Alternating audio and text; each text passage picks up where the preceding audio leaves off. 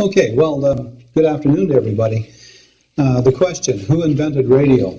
Well, I suppose if you go out and you ask almost anybody, only one name comes to mind, and almost everybody who knows anything at all is going to say, well, of course I know, it's Marconi, Guglielmo Marconi. And if you talk to somebody who's a bit of a history buff, they'll say, hey, yeah, well, it's got to be Marconi. First of all, the history books say it's Marconi, and besides, he was the guy in 1901, December the 12th, on top of Signal Hill in Newfoundland, overlooking the harbor, in St. John's, received a transmission broadcast from Cornwall, England, over almost 2,000 miles away. So he was the first one to demonstrate long-distance telecommunication, was telegraphy. And he heard the Morse code letter S repeated over and over again on December the 12th, and then the next day as well. And not only that, but isn't he the guy that's got all the patents for radio in the UK and in the US? And not only that, wasn't he the guy who was awarded the Nobel Prize in 1909 for the development of wireless telegraphy? And all of that, of course, is true. However, if the world was such a neat and complete and wonderful place, there would be no complications, and we wouldn't be asking this question today. It would be obvious to everybody. But the world is never so simple and straightforward. And the big if comes up in here about if Marconi was really undeniably the inventor of radio, then why was it that when he tried to take out his patents in the US, they were turned down because they had been issued prior to Marconi to Tesla for what amounts to the invention of radio? And although later on the Patent Office, the US Patent Office, reversed its decision and allowed the patents by Marconi for various reasons, perhaps because of a huge lobbying effort on the part of the radio industry that was building up around Marconi at that time, why was it that in 1943 the issue came to the US Supreme Court about precedents and patents, and again the decision was rendered in favor of Tesla rather than Marconi, and that's the way it stands till today. And if that wasn't complicated enough about muddying the picture, then it turns out that there are a whole lot of other contenders being proposed by other people. And a lot of national pride ends up in this story because although Marconi was Italian-born, the Brits have their guy. David Hugues is mentioned, and Sir Oliver Lodge is mentioned as a possible inventor of radio. Of course, the Americans have their guys. Nikola Tesla was born in Serbia, but he went over and did all of his work in the U.S., and other names, U.S. names, are mentioned in connection with the invention of radio, like Malin Loomis, if you've ever heard of him, Amos Dolbear, I think maybe it's the correct pronunciation, and Edison himself is often frequently mentioned in connection with the invention of radio. And not to be outdone, the Russians say that their guy, Alexander Popov, was actually the inventor of radio in 1895, long before, well, not long before, but years before Marconi took out his patents. And every year the Russians celebrate on May the 7th Radio Day, which is the day they say that Alexander Popov invented radio. Thank you very much. We don't need Marconi. And even the Indians get into the act. And their fellow, let's see, his name is Chandra Bose. In the same year, 1895, experimented with radio ahead of Marconi's and taking out the patents on radio. And who else do we have? Well, we have Heinrich Hertz, mentioned by the Germans as the inventor of radio. So here, all these contenders, and the story about who invented radio gets pretty complicated. So how do we sort it all out? Well, I'm going to suggest a way we can sort it out and that we can arrive at a figure as to who really invented radio. But some people, just backing up for a moment, will say, oh, but why does it really matter? I mean, who cares after 100 years who really invented radio? Because radio's here now, and look at all it's done, and look at the way the technology has exploded, and going back 100 years, does it really matter? Well, I guess you could say it matters if you're interested in accurate history. You know, there's the old saying that If you know where you've come from, you have a better idea of where you're going.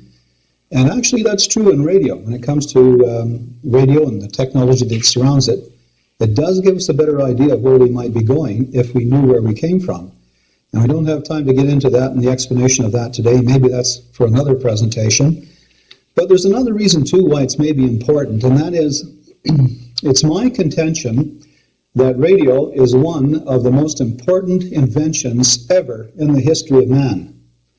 And the reason I say that is that every single invention that is of the top level of importance, the most important things that have ever happened in terms of discoveries and inventions in this world have to do with the extension of communication. Because our species is particularly a species that evolves and grows and our society develops because of communication. So the greatest inventions have been the invention of language, the invention of writing, the invention of the printing press, and finally the invention of radio. And some people say, well, yeah, but what about all the other inventions? Like, what about the invention of the steam engine and the start of the industrial age?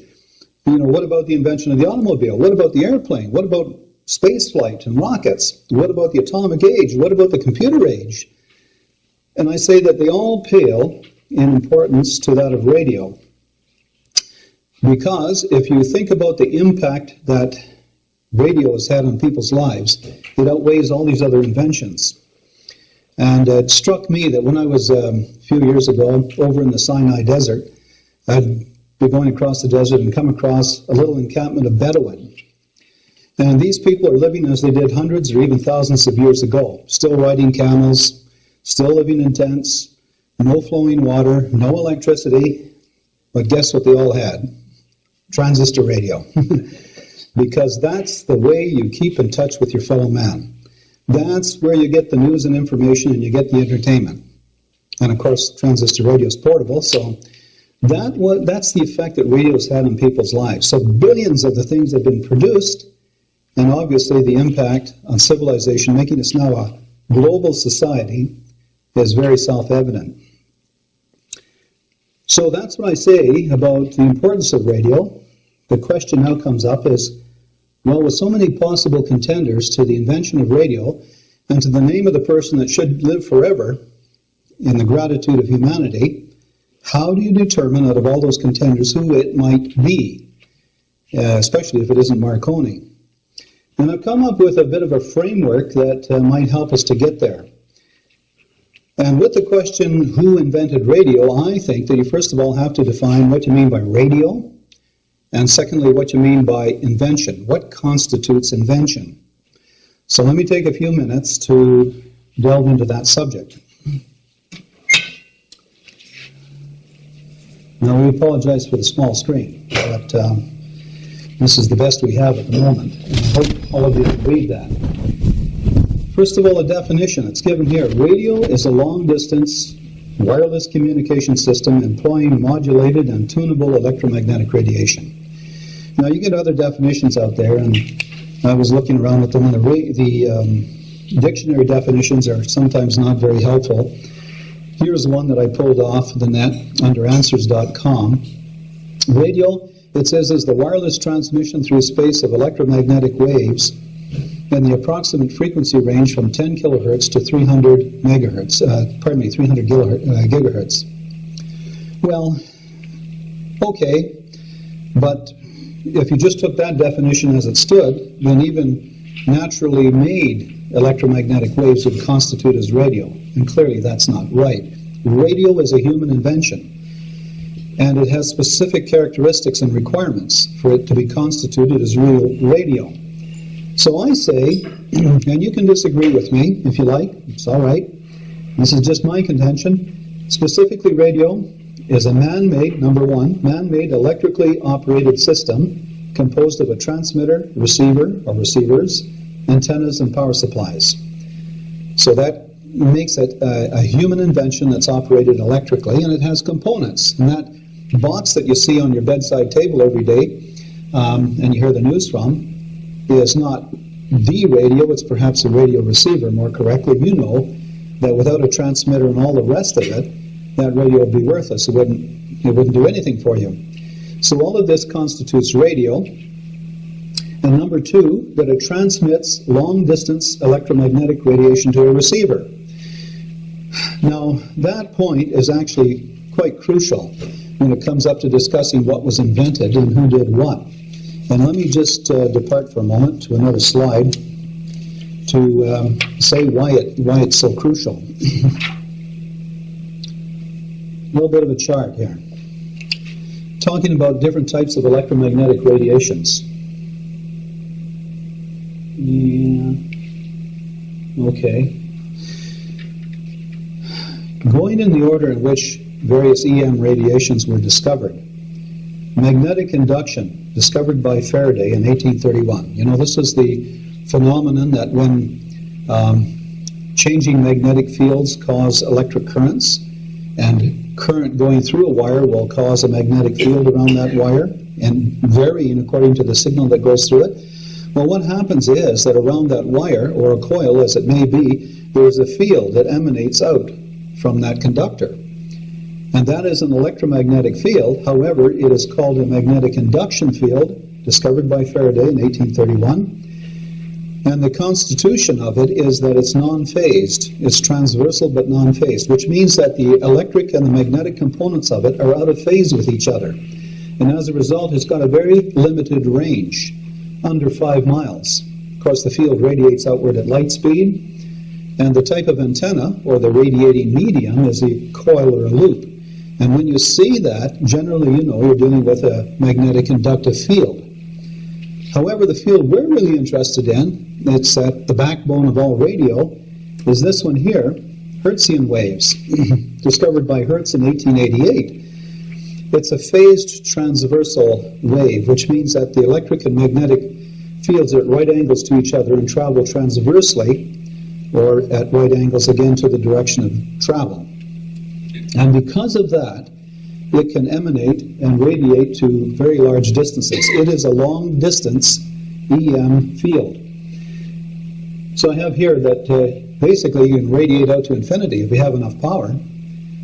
And that goes out at light speed. The type of antenna is a dipole or even a long wire, depending on your low frequency that you might be wanting to transmit. This other here is not generally known by orthodox science and engineering. It was discovered by Tesla in 1899. It's a scalar field. The wave geometry of it is longitudinal. And I won't say much more about that because that has nothing to do with radio as yet. Maybe in the future. Anyway, that's a subject of another discussion.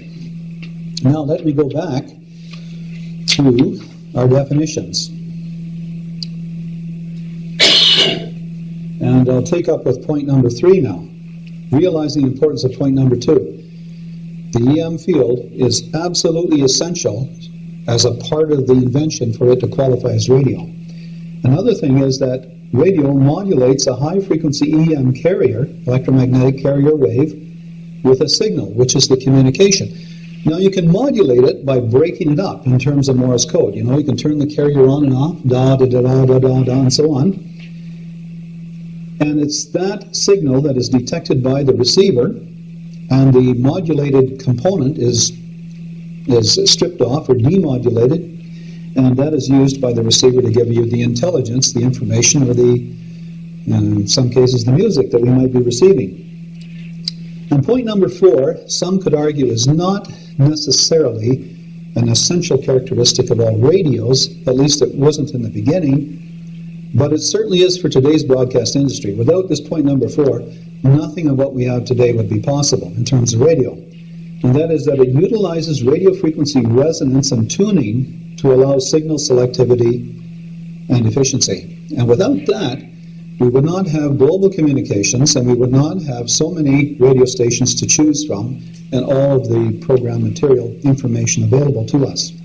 The first radios were not tuned, and the type of electromagnetics they offered was kind of a splatter communication right across the band, and it was impossible for too many transmitters to get on the airwaves together because they were interfering with each other. So this made it possible for real modern radio to exist. Those, I declare, are the necessary definitions for an invention to be constituted as radio. If it has these things, then it's radio, by definition. Now, what about proof of invention? Let me deal a little bit with that. I'm sorry to take you through all of this, but it's really necessary when you start talking about in history what people did at certain times to determine whether they're really dealing with radio or something else. Proof of invention. Okay. Now, the first 2 points I maintain are real proof of invention. What could be better than a legal patent? You know, it's documented, it's descriptive, it's signed, it's dated, it's a valid legal and commercial protection document, it's all there. But often what happens in invention is that somebody comes up with an idea before it's patented, and you want to find out who did what first. And so the second point is maybe a valid proof of invention, and that's official publication. They might publish it in a particular journal, it's dated, it's documented, descriptive, and it can be authenticated, because even though you don't have the proof of the invention right before you, you don't set up a box on the table and show how it operates, and let engineers and that go over it and make sure it's not trickery. It can be authenticated later. Somebody can build that circuit and see if they can duplicate the results. So as long as you have that, then you have proof of invention. However, these other 2, points 3 and 4, I don't think really constitute authentic proof of invention. Somebody reports a demonstration, or they might even have a public demonstration. Reporters come out and they see something happening, and it looks like messages can be sent at a distance. And they report, wonderful new invention. Somebody has just produced a radio or a wireless telegraph. And but the reporters don't know anything technically. They're not in a position to determine whether that's a valid example of radio or something else. So it cannot necessarily be authenticated. And it sometimes is dated, sometimes it's not. Sometimes witnesses will come along and they'll sign an affidavit saying they witnessed this at that particular time. But what does that prove? So the last point is anecdotal. And some of these inventions in history, somebody showed it to a few friends, showed something to some other people, and they told a story of how they saw this and that happen at a particular time, but that's not proof of invention. Okay? So now I'm going to use this framework, these 2 aspects of radio, what a radio is and the proof of invention, to go through what has actually happened in history and try to come to a determination of who did, in fact, invent radio. Just a little bit of historical background, and I don't want to bog you down with history, but if you understand what's happened before, then you can understand where some of these guys were coming from when they were thinking up their ideas. Can you, I'll bring this down a bit, probably not capturing all of that on camera. Okay, so going way back to the ancient Greeks, when they first started to rub a cloth across amber, a naturally occurring material, and they noticed that it then stored up an electric charge, static electric charge. And they also noticed that if you used a lodestone, there was a magnetic attraction to the lodestone. It would affect other iron-type objects and attract them. But nowhere in anybody's minds did they connect these 2 things. There was a static electricity, there was magnetism, but they just seemed to be 2 separate and distinct aspects of nature that some substances had and other things didn't. They didn't know why, and that was the case that went on for thousands of years. And then along in 1752, remember how Benjamin Franklin flies his kite? And he lofts it up in a storm, and he has a key tied onto the string. And when the string gets damp, it starts to conduct some electricity and starts to tingle. He puts his finger to it. It's fortunate he didn't get electrocuted. He could well have been. But he didn't. And actually, Ben Franklin went on to produce one of the first treatises on electricity and magnetism. And what he observed at that time was that, what do you know, that static electricity and atmospheric electricity, even in the form of lightning, are one and the same substance in nature. These things are the same type of energy. And so then people's minds began to work and say, aha, I wonder if we can get lightning to work for us. In other words, if static electricity can turn into moving electricity. And so we come on to 1800, and Volta constructs the first battery. And they show that, indeed, you can store up electricity, but you can also get it to run around in a circuit and maybe do some work. 1820, Ørsted discovers that an electric current produces a magnetic field. This is the experiment where you put down a compass and a wire close by with current in it, and it caused the compass to deflect. So, aha! Well, now electricity affects magnetism. In 1825, the first electromagnet was built by William Sturgeon. 1831, Michael Faraday, very important point in history, came along and said, all right, so we know that electricity produces magnetism. Does magnetism produce electricity? And he caused a fluctuating magnetic field to indeed produce electricity, and he published his laws of electromagnetic induction, the first type of EM field that is mentioned in that previous chart. And on that, people start to build ideas and inventions. In 1835, Samuel Morse invents the Morse code in the telegraph, so signals start to be carried along wires, Morse code. 1872, the first of our names associated with radio comes up. Malin Loomis in the U.S. patents a wireless telegraph. In a minute, we'll see what that was. 1873, James Clerk Maxwell, the Scotsman, publishes his theory of electromagnetic radiation. So he went back to the laws of Michael Faraday and he said, mathematically, how can we construct an all-encompassing theory that it would explain the relationship of magnetism to electricity? And there were 4 equations that came out of that, and this theory is considered to be, of course, the huge turning point in history when people began to realize that with electricity and magnetism, you could project signals through space, or they were being projected through space. In fact, that was what light was made of. And in 1876, Alexander Graham Bell invents the telephone. So now we've set the stage.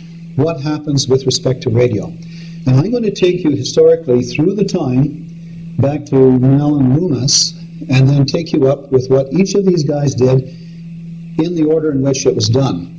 And we'll then apply the test to them, the litmus test, as to whether it was radio or not.